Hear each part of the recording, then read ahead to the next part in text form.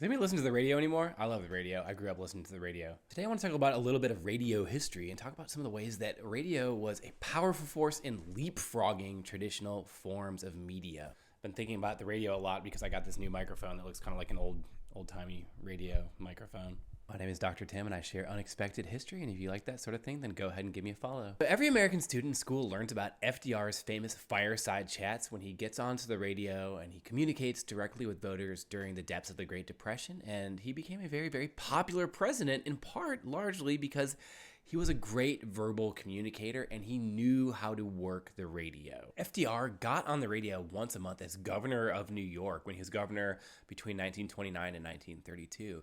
And he did this for a couple reasons. One is to communicate directly with the voters. He was a great verbal communicator.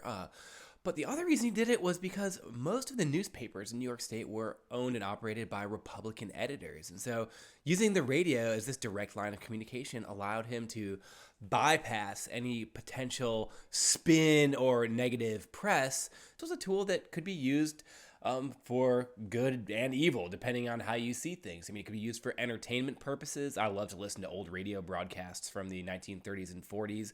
Certainly the advertisers loved the fact that they create a national audience for their products. There were the border blaster radio stations, which I'll talk about in another video, that broadcast music from across the Mexican border that could be heard all the way into Canada. But it also had these other sort of sinister powers, too.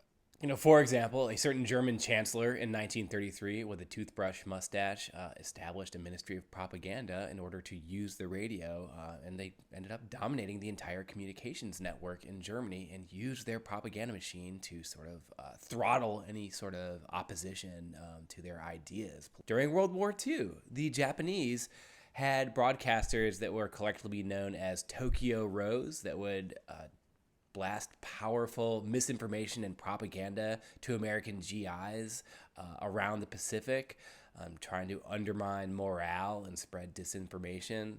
Ways that radio could leapfrog traditional informational networks and use it as a corrosive political force as well. This is especially apt today. Of course, here I am talking to you on TikTok, on Instagram, on YouTube.